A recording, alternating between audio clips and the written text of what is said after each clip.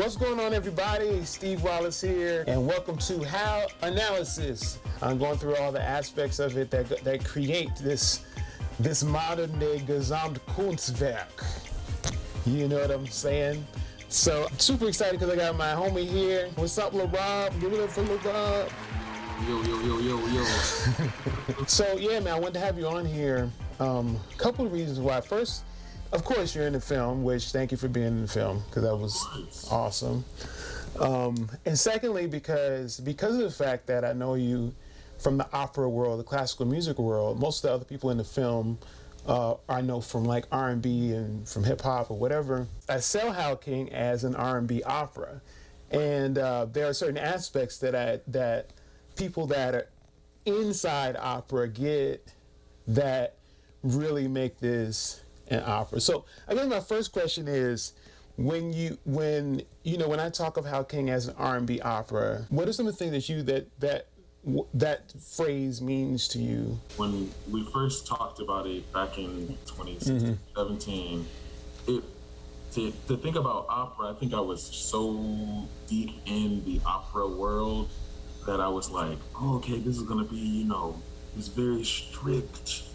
And I think now watching it all together, I'm really starting to redefine what even I classify as opera as a whole. And I think this is a conversation that is just happening in the field. Yeah, sure. But what is opera? And to make something so quite literally controversial as an R&B opera, to literally collide those worlds together, right, really says something. Yeah. I think the thing that I really noticed was, at the end of the day, both of these mediums are aiming to tell a story, whether it's R&B or opera, exactly, whatever it is. We're trying to communicate a story, and I think you really did that well by incorporating like this very natural art form for Black artists in R&B, and then also this aspect of opera. I mean, you already know how I feel about Steve Wallace production. Yeah, thanks, man. They tend to be really brilliant, and I think that this was really, really excellently put these two worlds next to each other and said, they're really not that different. Let's jump into Hal King. So the scene I chose is the scene we are going into a surprise enemy attack. We're kind of at our base, then all of a sudden there is chaos. It's set in the Korean War, and there's these four main characters that we're following. Hal, who's our main character we've been following, Hotspur, who's Hal's cousin, and then there's Stokes and Dubs, who are new characters who are in this scene and haven't been in other parts. They just got through. If you go through, there's another breakdown that we did of the Memphis Shack song with Myron Davis, the director. But this is following that scene with those same characters during the Korean Wars. Still black. Money and politics don't change that. Incoming! Everybody move out! Take off over here. Accidental attack. Miller's down. Obviously, the first time I watched this, I'm going back to when we were filming this. It's so interesting to see that this looks on the screen. It looks like we are really, really deep in the trenches. Yeah. What it felt like on that day was like, all right, we about to go back here to these trees for a second. Right. It's like, the way that the shots are and the way that we were all kind of told and taught or instructed to move through this scene really kind of creates this effect of like, oh, this is it's a surprise attack. I was like, oh, okay, it looks like war, One of the things that I have to say that I noticed immediately was the relationship between the keys of this scene and the previous scene. And so I think the previous scene ends right at the Memphis Shack, Yep. And I think that's in D sharp, D flat, or something. Yeah, right. And then immediately we come to this opening with Hal going, Shit! and it's an F sharp. I mean, this subdominant relationship that we see so often when we're talking. I mean, especially when we're looking at Baroque music in opera, even Mozart. Like this relationship between these keys that we often see. So going from this kind of what I would call an ensemble piece, and then reframing and setting up the scene so that, okay, now this is a different place, these are different characters, or a different mood rather. For you to transition immediately into shit, and here we are back in the recit. Yeah. I was just like, this man is wild. Like, yeah, it's a really simple shift though. It's like, yeah, because you if you think of, so the idea conceptually, Claude Debussy was one of, and Wagner too during that time, was like everything is the dominant of something else. Everything's the five of something. So even though like we ended the song on the tonic, which was D flat major, and then that's the five of the next recit. And it happens throughout the movie. Like there's this relationship between, musically between scene one and scene two and scene two and scene three. Like it just keeps going, and it really makes this feel like it's all together. Yeah. Okay, so the recit. So here, I think, and correct me if I'm wrong, because sometimes my music terminology is off, but this you would consider the secco recitative in this area. Yeah, that's correct. Yeah. Okay, and then the thing for this, everything's kind of moving and shifting with what's going on and what Hal is saying, and we immediately get that cello that's on the tonic. Once Hal says "shit," cello comes in, whoa, and it's just there. And as the conversation goes on, not only are you kind of getting these chords, but you're also getting this kind of descending cello line. Reminds me of Dido and Aeneas, like the ground bass, they call it in music theory class. Right? Yeah. It's like how that falls. The cello is falling as they're having this conversation. Yeah, I think maybe emotionally, though, the situation is a sinking situation, so that's probably more where it comes from. And then to contrast with the immediate attack that happens to make it seem things are relaxing or going down, and then we're in this other thing. Can I stop for a second though? Yeah. To look what happened when Hotspur looks up to the left. From our perspective, he actually was just doing that in the acting, no particular reason.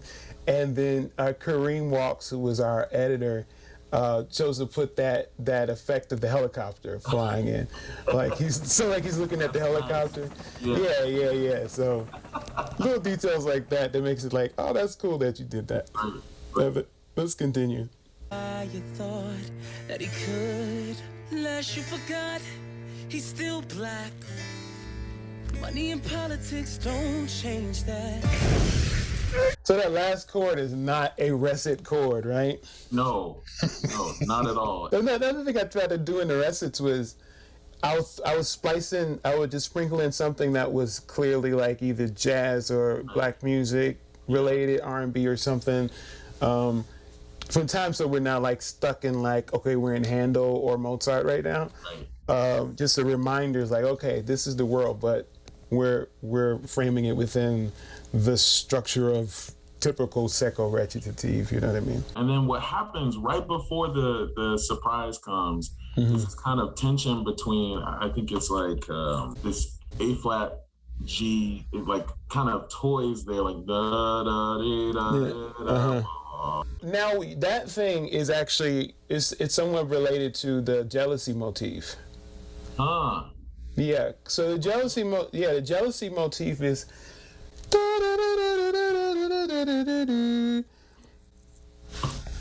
And here they are having this kind of argument about Hal's dad. Yes. Home. Okay. That's it. Okay. See, I'm not far off. No. It's in there, man. It's laced in, bro. Like, this thing is probably more than even some of the operas, like official operas I've written. I layered like motivically to kind of to support the case of it being an opera too. You know what I mean? These two specifically, like that jealousy motif, and then later what you find out is like during Hotspur's like thing that sounds like a straight up R&B song. I don't have what you have. The whole thing is built around that jealousy motif. It is. Yeah, the whole, like, it's just like the resolution of the motif is the song. You know what I mean? And then we come to this early 2000s kick beat. But again, we have to say something about this one thing. So I'll play it though. Everybody move out! So the thing was too, the sort of nod to Porgy and Bess too, because everyone else is singing. So I always love that scene in Porgy and Bess when they're looking for Crown. Right. The white folks come in, like the police officers, and looking for Crown, and all the music stops. Right. You know what I mean? and the white guys are talking, and I think even I believe the other characters in Catfish Row, they sing back to them, right? Yeah, they do. So it's almost like a language thing, like it represents the language. Right. You know, so the only other spoken line is by the white police officer at the end of the first act, and then there's this one incoming. So anyway, let's get to the 2000s beat.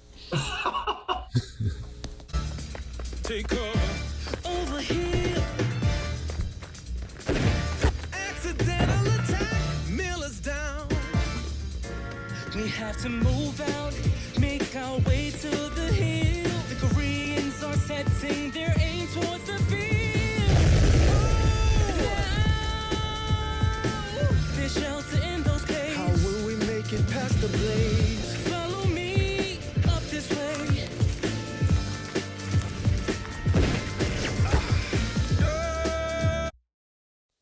Yeah. Right. I had to stop there, man. Yep. That's a good place to stop. Did you know how iconic this shot was going to be when you did it?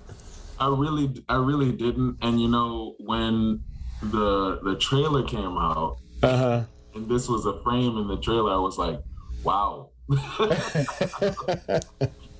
I was like, I remember that. I remember the camera being in my face, and I remember yelling dubs. Yeah. Well, the interesting thing for me in this shot, I was like, why does Myron have him singing dubs up in the air and dubs is down on the ground? Right? And I was just like, you know, this is where you trust the other creatives. Right. You know, and you bring people into a situation because they have expertise and they have perspective on that you may not have. Right.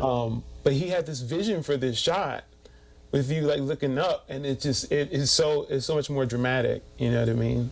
Yeah. I mean, and the way that I remember being directed in this space was, you need to get their attention. Like, everybody's running ahead of you too. So for me, it was like I was up. It was like, yo, dub. To them, yeah. To them, you know. Oh, side note on the 2000s music thing. The drum pattern itself probably is influenced by Clyde Stubblefield, which is James Brown's drummer, or the Amen break or something like that, which is the stuff that was sampled heavily in hip hop, like early hip hop in the late 80s, early 90s. And that's where I get a lot of my like influence for my drum patterns from, is from like that sort of era of hip hop, you know. But I definitely clearly remember when I did those hi-hats, you know, I was thinking 70s then. You know. Yeah. But yeah, it doesn't matter because it is what it is, and if it gives the feeling, and then that's the other thing too. One of my visions with Hal King was the music that's really more influencing the feeling of the scene, like a soundtrack would, and I wanted it to be like some people on screen that were singing to the soundtrack. Okay, so tell me about this thing that we hear in this music. What I'm hearing is Yeah. Tell me about where that came from. That's another motif. Yeah. That's the surrender motif. It actually, I have words to it. It must be so. It must be so. Okay. Yeah. So it's like you'll hear it. It's throughout the whole opera. Right. People like about to die, like in funerals, like it's there. And now what we wait. So I'm gonna pause again. We have to remember when we're watching something like this is that everything was actually you're lip syncing. Right. And so what we filmed was just the images, the moving images. So all the sounds you hear were added. Right. Like all of them. Yeah. Like opening the canteen was you know what I mean? And of course, like the foot splashing in the water. Just getting ready to say, yeah. If you get really into it, you'll see like when someone like puts their hand on their helmet, you hear the, like hands moving on clothing and like. Yeah. I did want to talk about that one shot of after we lift Dubs up. And Stokes is standing behind. He's got the blood on his. Oh yeah. Let me it's funny because where the music lands right there with these hands like blood is so dramatic. I'm like, yeah. This is opera all the way. Yeah, when the those like the trombones come in, the you know, it's just it's like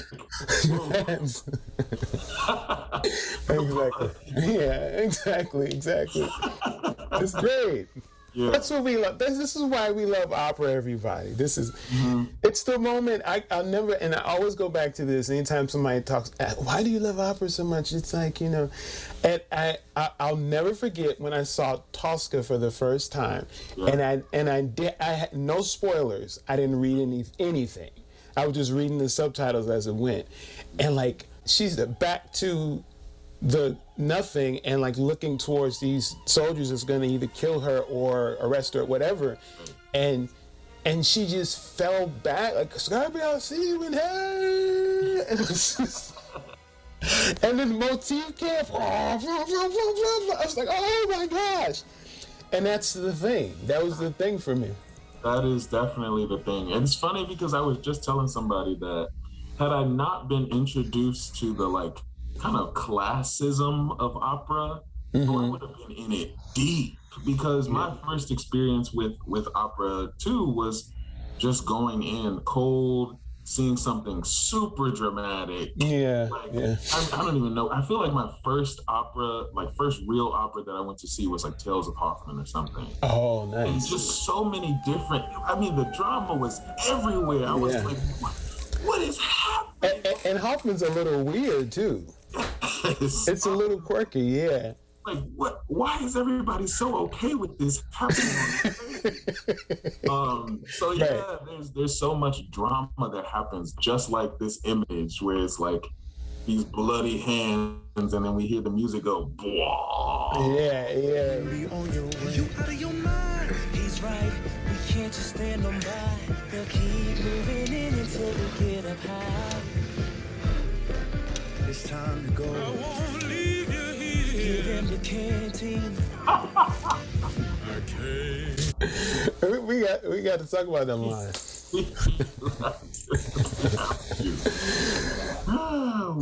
So I needed somebody who could do that, but also could do what you do. You know what I'm saying? Like, it needs to have that. You got to be able to hit that run, man. It's funny because I remember when you asked me to be a part of this. You were like, oh, I went, and I'm listening to some of the tracks that you would give, you share with me, and I'm like, oh, I gotta go in there and be, you know, Chris Brown, you know, because everybody in here, you know, is R&B or whatever. Right. And then I remember going to the studio, and you were like, no, I need both. Like, I need the opera, and I need, you know, the skill set. Exactly. There's this diminished chord that happens in like all of Dub's speech, or it like keeps coming back, and there's this line that comes up If you don't clear these fields, the Koreans will win. Right. That one, that's the blues scale, and then you have this like kind of this thing that happens from the 5 to the 4. Mm-hmm. Boom, boom, boom. That blues progression. That's what that is. Yeah. I thought you were talking about this other thing. Yeah. So there's another little thing. There's a little small motif that's in like that would technically be like the second violins or something like that. It starts off. It's an expansion of Young Hal's motif. Mm-hmm. His motif is da dum dum, and it's always syncopated. Yep. Da dum dum, right?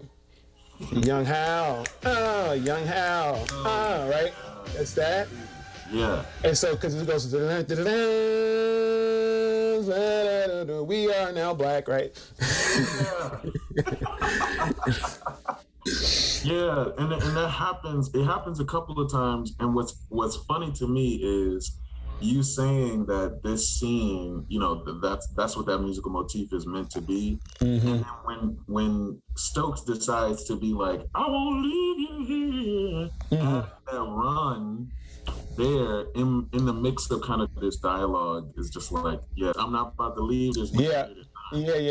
Well, the thing is, the reason why I wanted that the way was that sort of outburst, and for it to be in this black music relationship, was that it's the explosion of this authenticity, right, within the midst of that context. You know what I mean?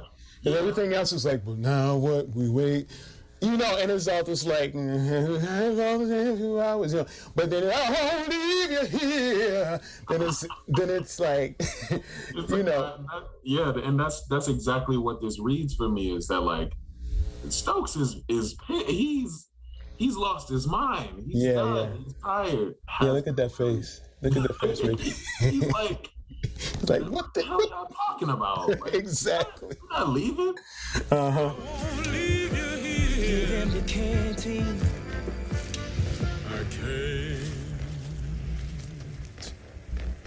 Be sure to keep that leg lifted. We'll send for Dark Alley as soon as we find cover. Right. You heard that one? Right. So the right, that's the love motif, which actually Memphis Shack was based on the love motif as well.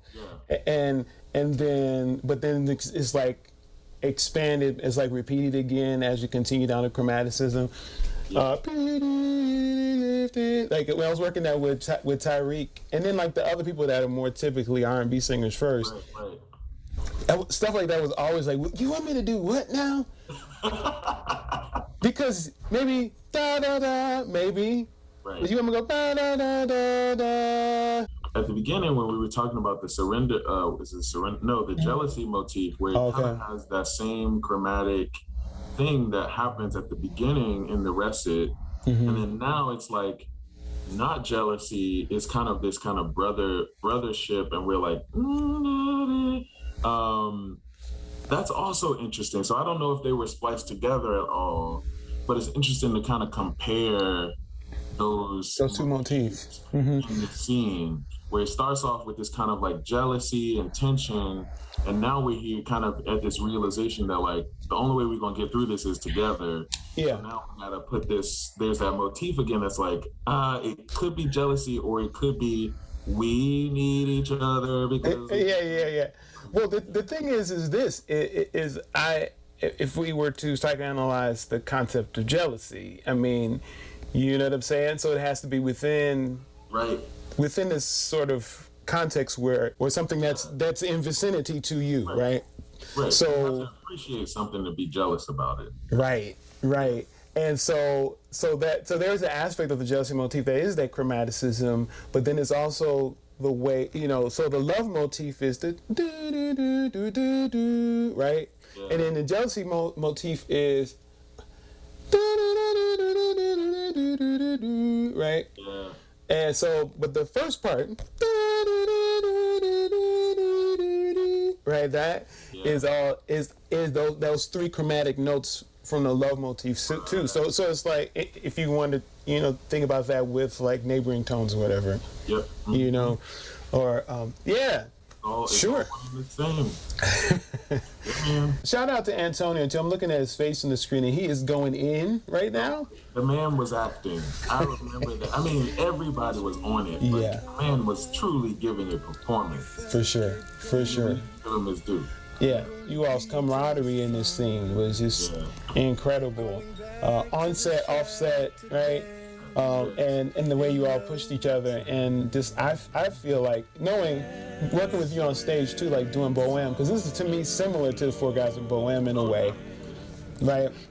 It's like, okay, if he does this, I got to up him, and then I'm doing this, and that vibe is definitely a real thing. I feel like that was happening here as well, Oh, it definitely was. I mean, I remember times where we would, be on the way to set and everybody's singing everybody else's lines in the car. That's I mean, and then by the time we got to the set, it was like we all know what everybody's supposed to be doing, so we just amped it up. It was like, I know Tariq knows that I'm about to do this. And yeah. yeah. I mean, and it's like there's so much going on. You got the.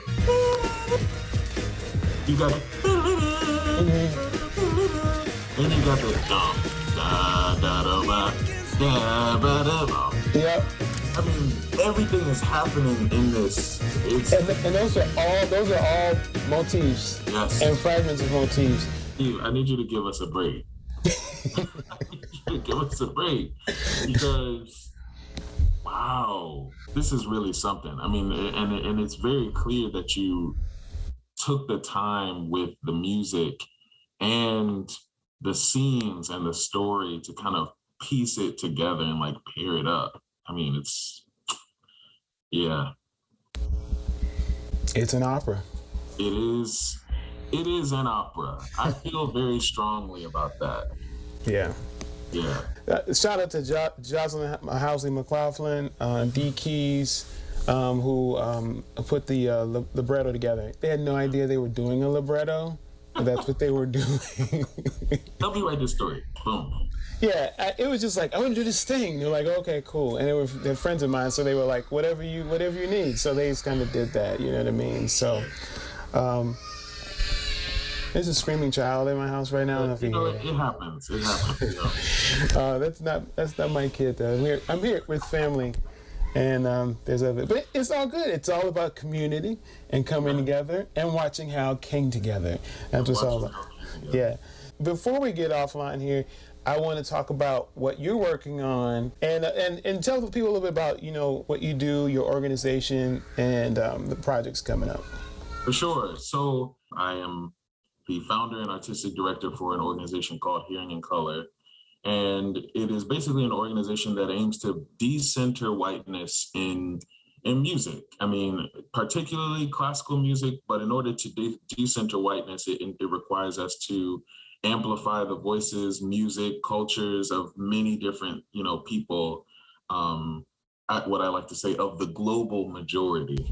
Mm-hmm. Yes. And so we are kind of working on different projects to do just that, and changing the consciousness that classical music is white music, or European music rather. Our next project coming up is none other than the production of Steve Wallace's chamber opera entitled Undying Love, which is based off of the Nas song of the same name. That's right. Leveling the playing field, everybody. Absolutely. That's what we're doing. And that's what we're doing right now, trying to bring y'all in on what all this stuff is that we're talking about, and why we spend hours and hours like trying to meticulously fine-tune with the things that we're doing. And it's hopefully give a better experience for audience members that this is the most relevant for. You know what I mean? Follow Larob and Hearing Color, doing some great things. So again, thank you, man. Thank you all out there for checking this out. That's all for now. See y'all later. Peace.